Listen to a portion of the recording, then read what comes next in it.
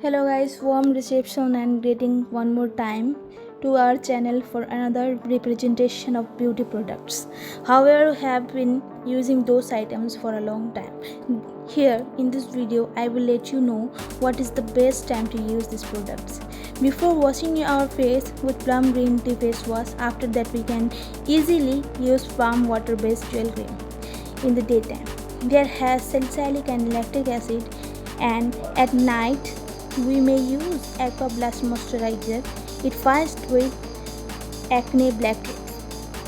At night before go to bed, we can easily use or spray biotic toner along with palm oil moisturizer slightly.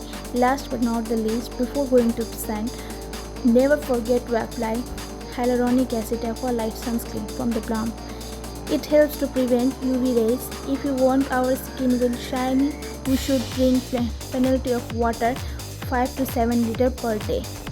Thanks for watching this video. Don't forget to like, share and subscribe this channel.